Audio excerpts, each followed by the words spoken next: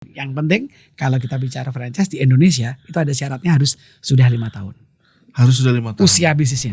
Kalau perjanjiannya kita pakai kata franchise, kita belum punya logo W, maka kita akan kena masalah hukum. Jadi kalau dari luar negeri itu sebenarnya apakah brand dari luar negeri pasti bagus? Tidak. Jadi banyak sekali mungkin klien saya ngambil brand dari luar negeri ujungnya mereka nggak jalan. Atau jalan tapi capek ngurusnya. Kenapa?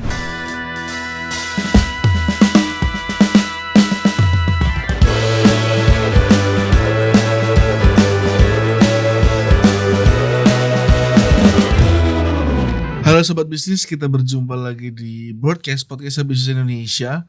Dan di episode kali ini mungkin Sobat Bisnis beberapa waktu ke belakang sudah sering membaca pemberitaan mengenai adanya peluang bisnis yang bisa dibilang ekspansinya lumayan besar-besaran ya.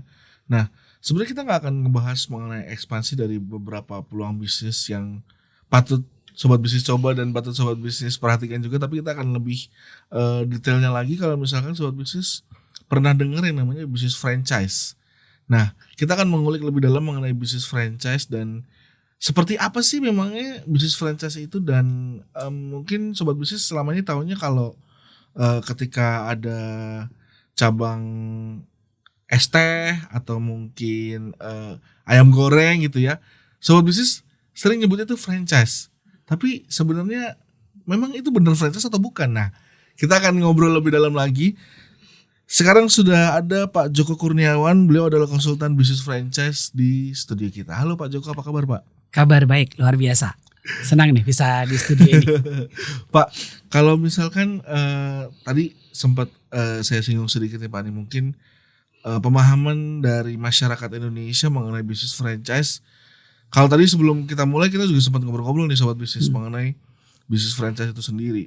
Sejauh ini pemahaman orang-orang adalah ketika kita melihat ayam goreng di pinggir jalan punya satu brand yang punya cabang banyak, Yes. itu disebut franchise Pak. Benar. Terus juga es teh yang mungkin beberapa waktu kemarin sempat ramai banget tuh, digandrungin orang-orang dan banyak yang melihat peluang bisnisnya, cabangan di mana-mana, itu juga disebut franchise. Yes. Sebenarnya pemahaman franchise sendiri basicnya Pak, dasarnya seperti apa sih Pak? Boleh dijelaskan dulu Pak? Iya, oke.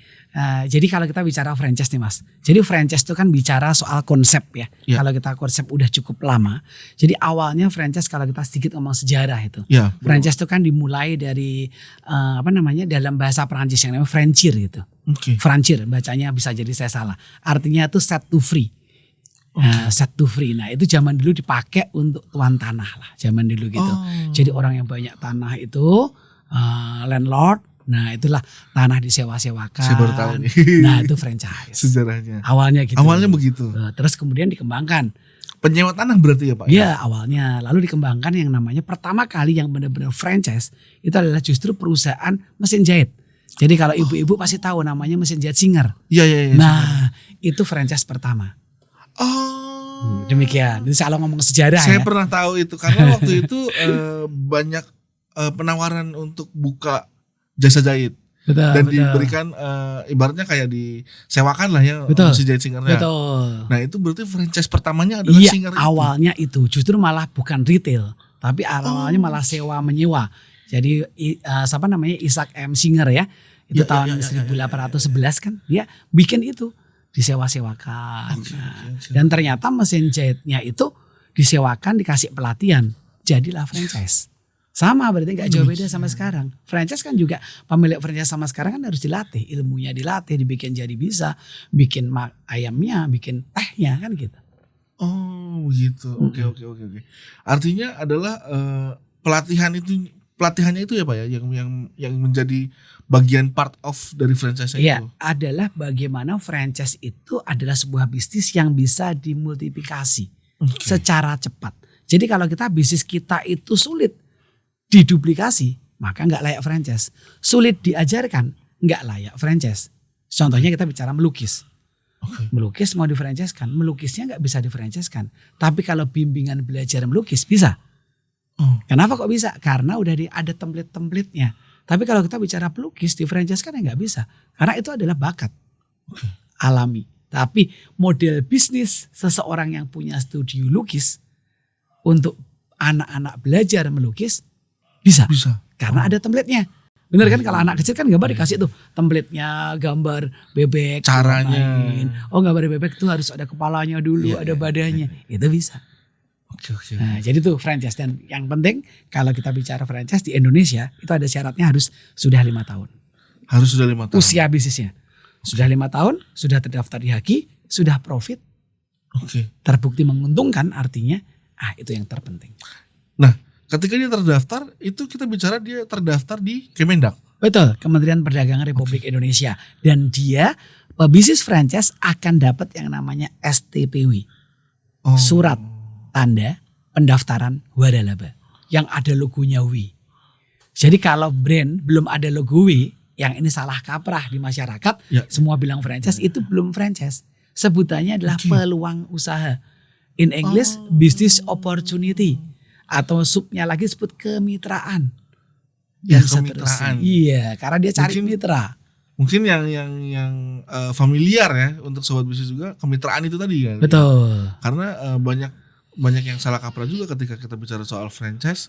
Ternyata bukan franchise tapi kemitraan tadi. Betul. Jadi franchise menjadi bahasa awam yang dipakai kalau usaha udah bisa buka cabang. Ini pasti franchise. Benar Padahal ya? bukan. Padahal bukan, belum tentu franchise. Tapi kalau kita bicara soal franchise sendiri Pak. Iya. 2023, 2024 seperti apa peluangnya Pak sekarang Pak? Dan kemarin kan sempat ada pandemi juga. Apakah pengaruhnya juga cukup kuat nih Pak terhadap franchise itu sendiri? Karena kan yang kami tahu franchise juga di Indonesia yang terdaftar tidak begitu banyak ya Pak. Nggak sampai ribuan. Karena kan tadi Bapak bilang bukan franchise tapi kemitraan. Iya, franchise di Indonesia tidak sampai 150. Nggak sampai 150. Terakhir data yang saya baca di Kemendak itu 133. Oke. Bayangin, jadi kalau kita di Indonesia bisnis kan jutaan ya. Iya. Hampir semua itu kemitraan dan peluang usaha. Nah ini kita harus pahami. Karena apa, usianya baru ada yang 4 bulan tetapi rame. Kita jualan rujak ini, rame banget. Terus mau dong franchise. Istilahnya tetap mau yuk franchise. Tapi dalam perjanjiannya yang penting tidak boleh menggunakan kata franchise. Kalau perjanjiannya kita pakai kata franchise, kita belum punya logo W, maka kita akan kena masalah hukum. Oke.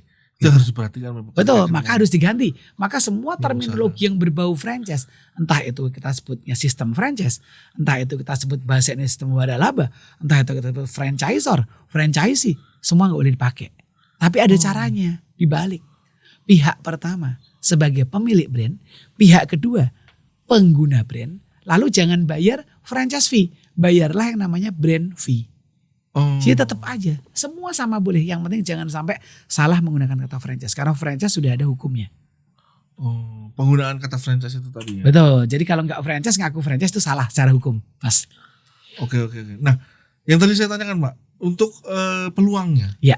Di tahun ini seperti apa Pak? Ya, peluangnya masih bagus ya tentunya ya. Jadi kalau saya baca data itu di Indonesia ketika pandemi itu ya kita lupakan lah ya. Tapi ketika dari 2002 ke 2003 itu industri franchise naik 4,2%. Oke. Ya, dengan 860,1 miliar US dollar pendapatannya franchise. Dan menyerap tenaga kerja cukup banyak yaitu 8,7 juta. Banyak. Jadi cukup banyak, dan kalau bicara PDB itu franchise itu sudah hampir 4% PDB. Karena retail tadi juga. Betul. Ya, Oke. Betul. Gitu. Nah, masuk ke mungkin aturannya Pak ya. Tadi yang sebut Bapak singgung juga tentang hukumnya. Bagaimana ketika kita masyarakat awam ingin mau nyoba nih, misalkan ditawarin lah oleh kolega atau oleh kerabat gitu ya, mau nggak ikutan join bisnis dan sebagainya. Iya, ya. Peluangnya bagus nih. Terus kita ngeliat klausulnya apa sih Pak yang kemudian jadi pembeda antara franchise atau bukan tadi yang non franchise ya. Non franchise, kemitraan tadi gitu. Jadi intinya gini, orang-orang yang mau ngambil bisnis franchise pertama cek dulu. Kalau dia ngaku franchise, tanya ada logonya W nggak, nomor waralabanya berapa. Kalau dia tidak bisa nyebutkan nomor waralaba, ini pernah terjadi di pameran. Ada orang tanya, ini waralaba nggak? Iya waralaba. Coba nomornya ada di bos katanya gitu. Oh gitu. Nah, bosnya juga nggak tahu, tanya. Akhirnya ternyata bukan waralaba. Nah kalau mau kehilangan uang, orang yang belum waralaba nulis waralaba ya silakan. Ini bisa dendanya sampai 500 juta. Berbahaya. Jadi makanya jangan pakai itu. Yang kedua, masyarakat harus jeli. Nggak boleh buru-buru langsung ambil. Nah, di pameran-pameran hari ini yang disebut pameran franchise, business opportunity, orang-orang itu salah kaprah. Jadi ada yang menyiapkan tim marketing banyak. Jadi misalnya Mas datang nih ke pameran langsung. Ayo ambil sekarang, ini cuma hari ini harganya paling murah. Ayo pinjam KTP-nya bayar 5 juta aja, transfer sekarang. Kalau enggak kelewatan. Nah, banyak orang daerah yang tertipu di situ. Langsung mereka bayar 5 juta karena cuma 5 juta. Diprotek katanya diskonnya 400 juta. Memang harganya segitu. Akhirnya baru mereka datang ke booth kita. Kita kasih edukasi di pameran. Mas Joko, saya udah ngambil itu, gimana? Ya udah bayar ya sudah. Ujungnya akhirnya DP itu hangus. Jadi banyak pebisnis di Indonesia itu yang ikut pameran hanya demi DP. Bayangin, jual gerobakan, belum proven bisnisnya, tapi marketingnya canggih. Indonesia ini kan kalau lihat marketing yang hebat, langsung hatinya, ini harus ambil ini. Gampang ngebujuknya. Nah, gampang dibujuk. Maka yang namanya investasi bodong, arisan bodong, semua yang berbau gitu suka Indonesia.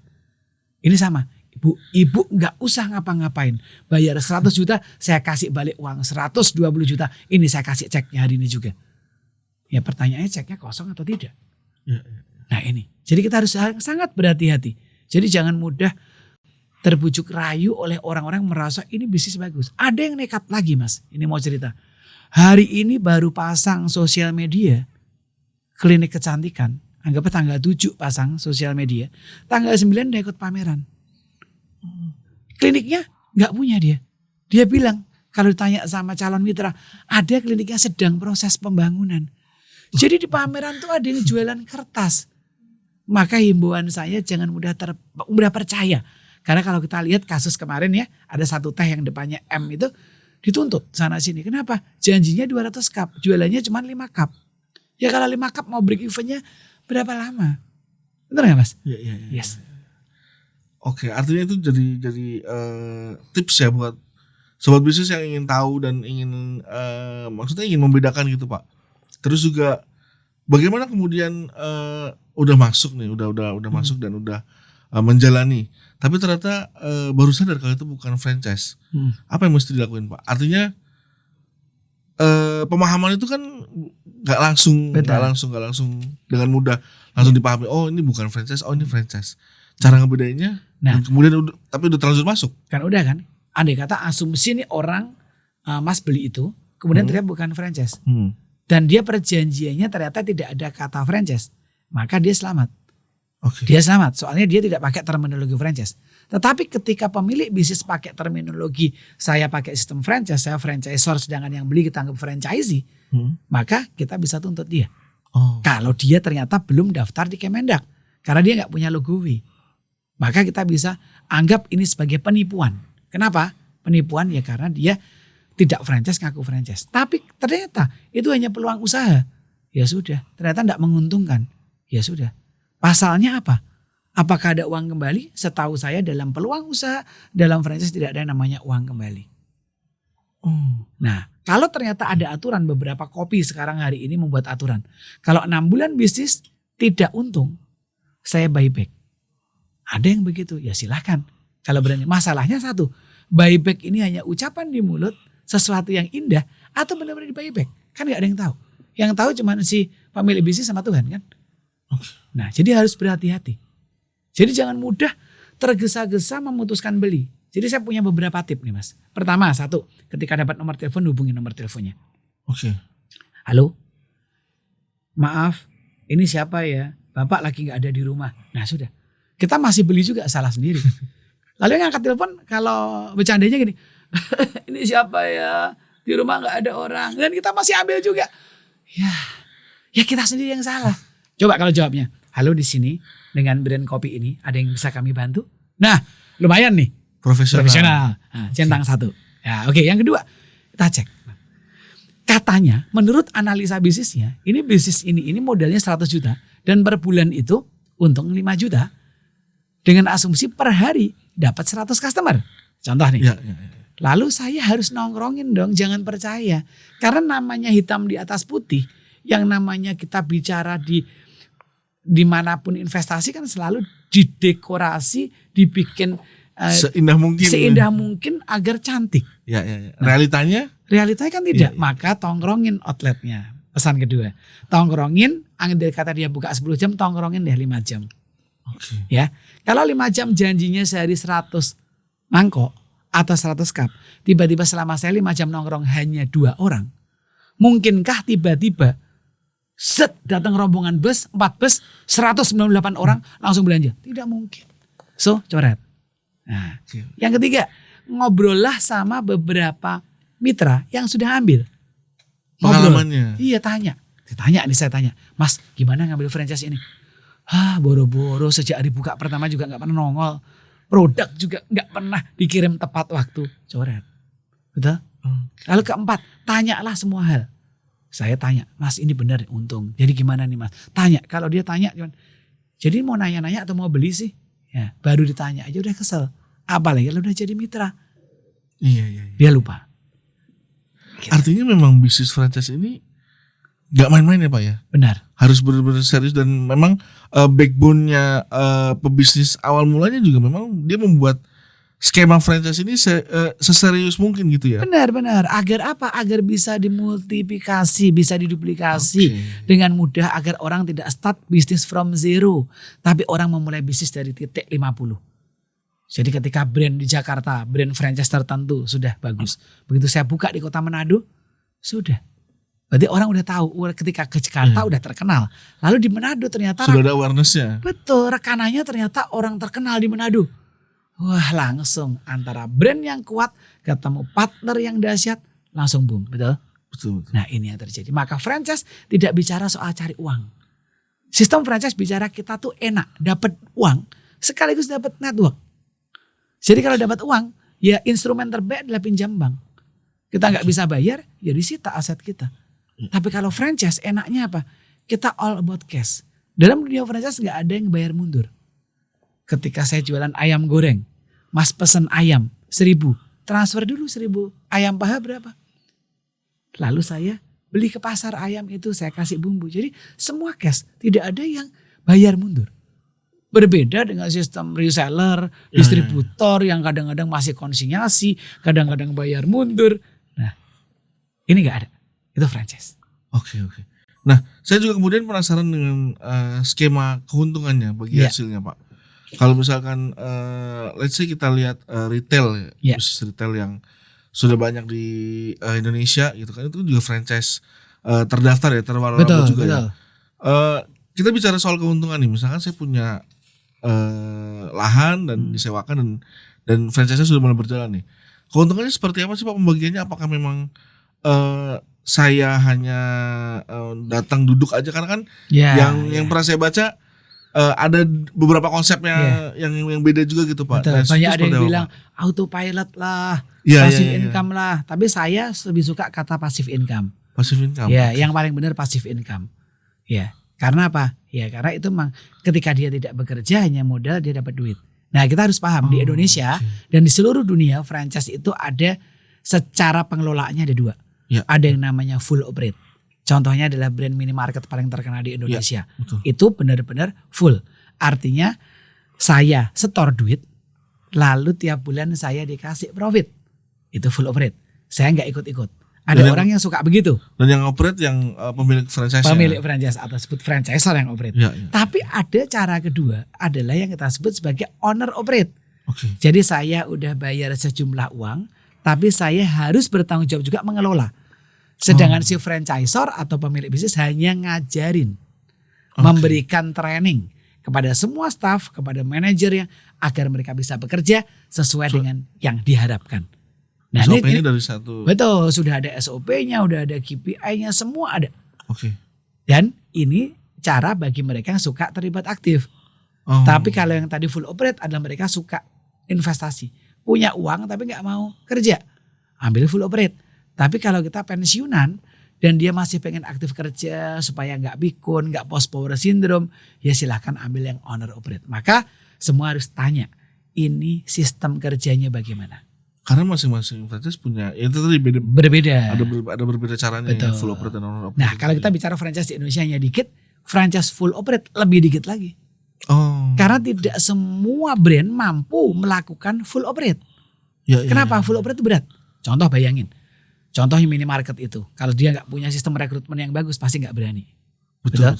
Kita pemain baru, tiba-tiba kita nyari karyawan 2 aja susah, tiba-tiba kita buka cabang di Makassar, tiba-tiba 10 orang karyawan keluar semua, berarti saya harus terbang ke Makassar. Tiket PP Makassar berapa? Untung nggak? Saya ujungnya untung. Jadi tidak, saya selalu sarankan kepada pebisnis baru yang belum kuat secara tim dan yang lain, jangan pernah full franchise. Bagi pebisnisnya ya, karena full franchise itu berat. Pilih yang owner operator. Jadi ya. Anda hanya butuh jago training, karyawan yang cari mitra, disuruh datang ke kantor pusat di training, balikin lagi. Itu jauh lebih mudah. Oke. Gitu. Artinya ini jadi pembelajaran bisnis juga ya, ketika benar, sobat bisnis mau punya bisnis yang bersifat franchise tadi, ada 2 pilihan itu tadi ya. Ya, benar. Pak ya. Nah, kalau kita bicara soal peluangnya Pak, ya, untuk misalkan saya punya sekian ratus juta nih untuk bisnis franchise, kan macam-macam tuh, ada makanan, ada retail, ada education, ada macam-macam gaya hidup ya. Nah, pilihan-pilihan itu kan kemudian kita nggak bisa ngelihat, mungkin sekarang lagi tren, tapi nanti kemudian sekian tahun ke belakang kan kita nggak tahu seperti apa Pak. Ya. Ngebaca peluangnya kayak gimana sih Pak? Ya, jadi gini, ada 2 tipe pebisnis. Ya. Ada pebisnis yang sukanya bisnis yang langgeng dalam jangka waktu yang lama. Maka ini pasti kalau ngambil kulinernya kuliner yang benar-benar kuliner abadi. Kuliner abadi itu misalnya soto, nasi rawon, nasi goreng, mie goreng, ini kan abadi. Tapi kalau yang ngambil makanan-makanan dalam tanda kutip fashion, ya nggak bisa lama-lama. Tapi kenapa mereka tetap ambil? Karena mereka tahu ini ada masanya. Ya. Contoh begini, saya ngambil ini, tapi tahun depan udah nggak ada, nggak apa-apa. 2 bulan saya udah break even, 2 bulan break even, sisanya 10 bulan saya profit. Habis itu tutup, ya nggak apa-apa, saya tinggal ngambil brand lain lagi, tinggal saya ganti cat outletnya, tinggal saya tambah stiker yang baru, hit and run. Jadi pebisnis makanya ada yang hit and run. Ini lagi musim makanan Korea, semua bikin Korea. Lagi musim makanan ini, semua bikin itu. Dan itu menguntungkan enggak? Menguntungkan. Tapi tergantung, orang ada yang nggak suka hit and run, ada yang suka abadi ya. Abadi ya. Nah itu aja. Jadi membacanya bagaimana? Tergantung energi Anda. Anda lebih suka berbisnis yang jangka panjang atau jangka pendek tapi juga profit, begitu. Kemudian untuk data beberapa tahun terakhir nih Pak nih, franchise mana-mana aja sih Pak yang bisa dibilang patut untuk dilirik sama sobat bisnis? Mungkin ini sekalian kita ibaratnya apa ya, memberikan pembelajaran juga ya untuk sobat bisnis supaya bisa jadi bisa jadi tips sekaligus juga ibaratnya membuka peluang bisnis baru gitu, ketika mau buka cari yang seperti ini, kayak gitu Pak. Ya, kalau tadi saya katakan bahwa untuk membeli produk franchise atau business opportunity atau kemitraan, pokoknya resepnya tadi. Nah, sekarang bisnisnya apa pertanyaannya? Apakah kuliner? Apakah klinik kecantikan? Apakah education? Sebenarnya tidak ada yang paling bagus, tidak ada. Oh gitu. Tetapi yang penting bahwa bisnis ini mampu memberikan break even point sesuai dengan harapan para investor. Ya, jadi ada investor yang maunya panjang. Jadi seperti kalau kita bisnis hotel, itu kan break even panjang ya. Tapi ada bisnis kuliner, gerobakan yang langsung cepat break evennya, ya tergantung dia mau mana. Contoh gini, ada orang ngambil peluang usaha tahu, harga tahu 20 juta. Per bulan jualannya 10 juta, profitnya 5 juta. Berarti dalam waktu 4 bulan udah break even point. Sudah, dia buka 1, buka 2, buka 3. Setelah dia sampai 20, tahun depannya udah gak boom, ya sudah. Dia ngambil franchise lain yang lagi, dia bilang gerobaknya saya pakai gerobak saya boleh nggak? Ada yang boleh, karena masih belum terlalu kuat sistemnya. Jadi masih ya udahlah nggak apa-apa lah gitu. Gitu. Nah, kalau saya melihatnya beberapa tahun belakangan ya ada semakin banyak ya Pak ya peluang bisnis opportunity yang tadi Betul, dibilang. BO tadi ya. Bisnis opportunity dan juga saya nyebutnya belum jadi franchise ya, karena masih belum menguntungkan, belum 5 tahun tadi. Iya.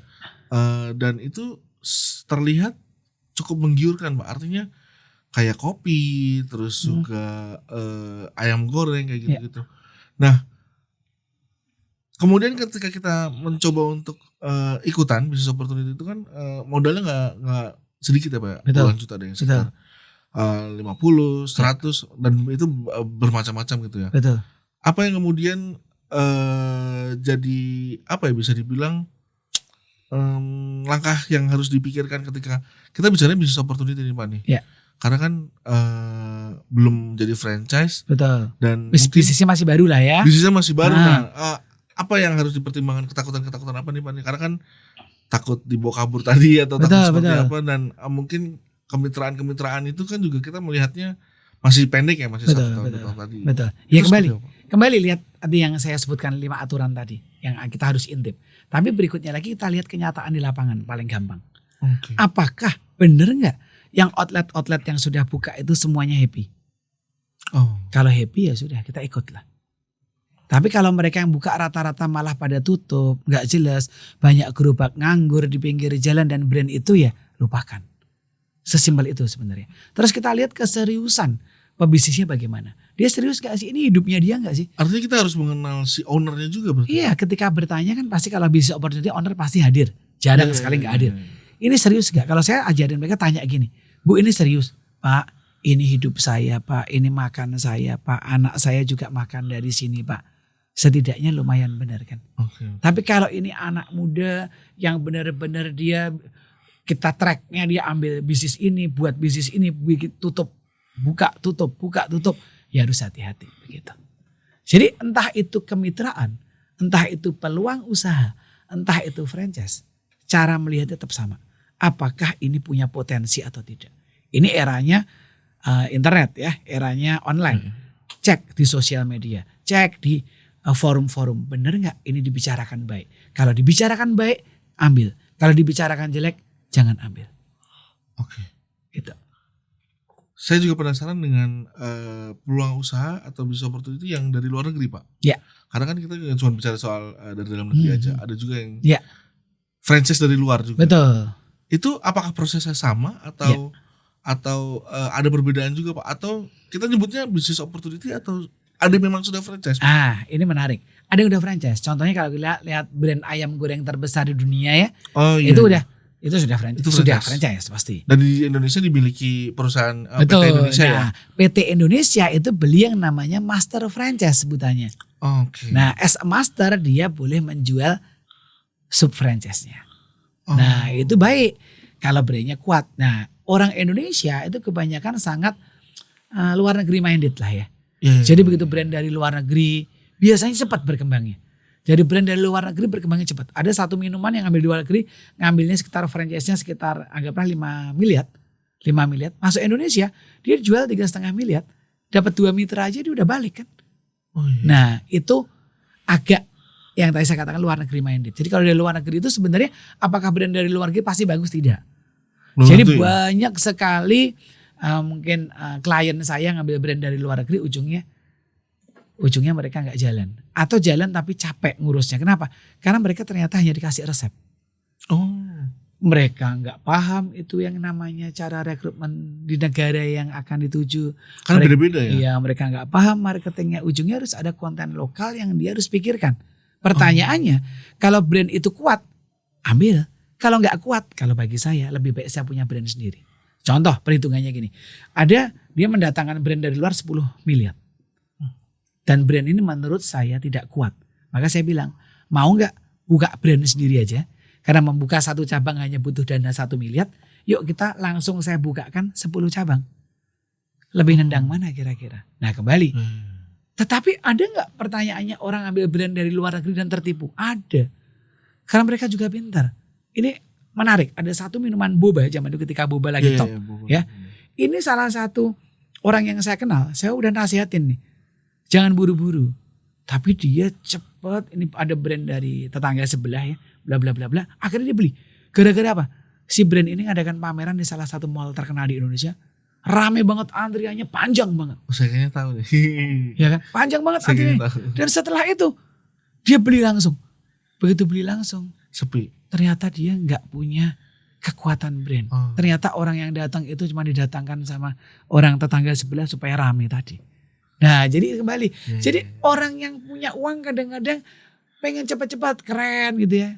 Kembali bahwa kalau kita membuat brand sendiri juga keren loh gitu. Nggak mesti beli brand Beli kan brand gitu. dari luar. Jadi pilihannya kan dua. Saya mau jadi franchisor atau saya mau jadi franchisee. Sama-sama enak. Saya bilang. Tapi kalau jadi franchisee kebanyakan ya saya dapat tetap makan daging. Tapi kalau franchisor makan dagingnya grade-nya lebih tinggi kan gitu aja. Iya. Kalau ngomong wagyu grade-nya beda grade gitu lah. Betul. Tapi juga pemilik. Ya satu beli, satu pemilik. Beda lah gitu. Pemilik langsung ya Pak ya. Yes. Nah, kalau tadi kita soal brand luar negeri nih Pak nih. Ya. Artinya ketika kita ngambil franchise brand luar negeri, adakah yang bisa kita modifikasi? Karena saya ngelihat beberapa brand yang ngambil dari luar negeri, kemudian secara menu, secara bisnis operasional itu Indonesia banget Pak. Ya. Dan dia nggak kelihatan operasional dari luar negeri gitu. Ya. Jadi memang dia menyerap dan menggali bahkan menu-menunya juga akhirnya dirubah sama mereka supaya laku di Indonesia. Iya, iya. Apa memang franchise ada yang seperti itu atau secara legalnya seperti apa sih Pak? Ya, jadi Ketika gini. dari luar negeri gitu. Jadi brand luar negeri ada yang sifatnya kaku. Mau Oke. tidak mau harus seperti ini rasanya. Oh. Tetapi ada brand yang sifatnya fleksibel. Contoh Boleh kalau dirubah. kita makan satu ayam yang warna merah itu di Thailand sama di Indonesia beda. Di Ya, Thailand ya, ya. itu sausnya cenderung agak ada asamnya. Asamnya iya. Karena orang sana suka asam. Nah ternyata konten lokal harus dikawinkan juga. Selama brandnya tidak kaku silakan. Ya, brand yang warna kuning di Indonesia dikasih rasa gulai kan. Dia tahu Iya, iya, banget iya. kalau ada gulainya pasti suka gitu. Bener-bener. Ya gimana nggak enak, ayamnya udah kriuk dikasih gulai, ya lebih enak lagi lah.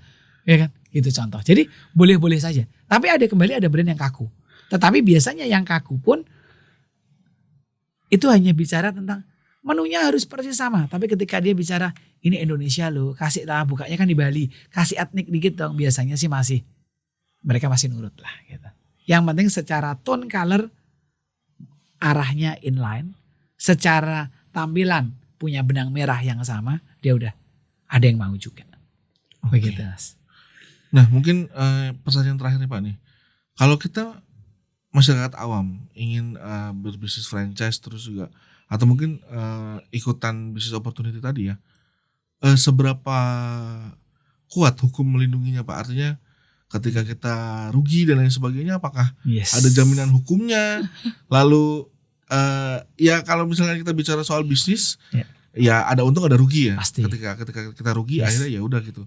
Tapi seberapa kuat legal standingnya ini melindungi para pebisnis yang ingin kita bilang ingin mencoba untuk franchise Ya. dan ingin mencoba untuk bisnis opportunity tadi Pak. Ya, jadi gini, sobat bisnis, ketika Anda mau mengambil produk apapun, entah franchise, entah itu peluang usaha, entah apapun, yang penting cek perjanjiannya. Oke. Betul? Apakah perjanjiannya ini imbang? Apakah berat sebelah? Apakah berat di owner atau franchisor atau justru merugikan Anda sebagai franchisee atau sebagai mitra? Anda harus cek. Nah di Indonesia itu kadang orang tanda tangan perjanjian kerjasama itu nggak dibaca. Persis ketika masnya datang ke notaris mau kontrak rumah, saya tanya kontrak asetable itu dibaca nggak, saya bilang. Notarisnya bilang udah pada umumnya ya, betul. Iya, iya. Dan ujungnya kita tanda tangan. Kalau Padahal sampai itu di usul tengah-tengahnya pentingnya ada ya. satu pasal, apakah kita tahu? Dan ujungnya, selama pengalaman saya 20 jadi konsultan franchise, 20 tahun konsultan franchise, ujungnya orang nggak pernah baca itu. Ujungnya ternyata pasalnya itu memberatkan mitra. Jadi mitra ya nggak bisa ngapa-ngapain. Kemarin ada kasus ya, yang ya berbau tambak-tambakan lah ya, berbau ikan-ikanan, berbau udang-udangan, ya, yang agak bodong lah gitu ya. Ya akhirnya emang nggak ada itu, nggak ada. Dan ternyata ketika si orang-orang yang dirugikan kafling-kafling yang kok tidak menghasilkan, nuntut kan, melaporkan, ujungnya menang atau kalah? Pertanyaan saya, kalah. Kalah. Karena dia nggak baca secara lengkap Betul. klausul. Udah dijelaskan kok, akan bilang gitu, kan sudah jelaskan di pasal, nggak bisa. Nah jadi kembali bahwa jangan sampai Anda dirugikan salah beli franchise, salah beli peluang usaha, salah beli kemitraan. Cek, and check. Karena kalau Anda salah, Anda nyesel. Saya ini dulu orang konsultan korporasi. Kenapa saya akhirnya masuk ke franchise? Ketika saya diundang di salah satu forum franchise, lalu saya jatuh cinta gitu. Kenapa saya jatuh cinta? Karena di forum itu banyak orang setelah saya turun dari panggung ngerumunin saya, dia bilang, Pak uang saya 200 juta pensiunan habis Pak. Pak, saya habis pensiun sekarang, bukan hidup saya senang, hidup saya susah. Kenapa? Saya beli franchise dan si franchisornya tidak bertanggung jawab, Pak. Ternyata brandnya itu brand yang tidak kuat dan saya tidak diperhatikan. Di telepon aja nggak pernah diangkat, Pak. Artinya banyak yang punya pengalaman. Benar sekali. Dan kita lihat kalau hari ini kita cek, banyak yang nakal nggak berbisnis. Kalau saya boleh katakan yang benar cuma 30%. Yang nggak benar 70%. Maka di forum fake franchise, di media selalu saya ingatkan bahwa yuk hati-hati. Karena masyarakat kita itu kalau ada yang instan senang. Tergiur. Langsung senang. Lupa. Dan kita lihat yang ditipu bukan orang-orang bodoh dalam quote. Yang ditipu orang pintar. Setelah tipu mereka lapor. Oh ternyata orang pintar bisa ditipu juga ya. Ya karena mereka tergiur. Ini kan untungnya gede dalam sejarah. Apapun itu investasinya, karena franchise termasuk cara berinvestasi. Apapun cara investasinya, kalau bunga yang diberikan sangat tinggi, keuntungan yang diberikan sangat tinggi, berhati-hatilah. Maka kalau Anda datang ke pameran franchise, Anda kemanapun mau beli franchise, dia bilang, Pak, ambil franchise kami. Bapak buka berapa tahun, bebas. Kami tidak beri royalty fee. Kami tidak ngambil franchise fee. Bapak bukanya mau pindah-pindah tempat, bebas. Mau dipindah tangankan, boleh. Ini pasti gak hidup. Ya, jadi jangan senang dulu. Justru harus hati-hati. Yang ngomongnya besar, Anda harus hati-hati. Benar, Mas? Oke Pak Joko, terima kasih banyak Pak untuk ngobrol-ngobrolnya Pak. Ya, dengan senang hati.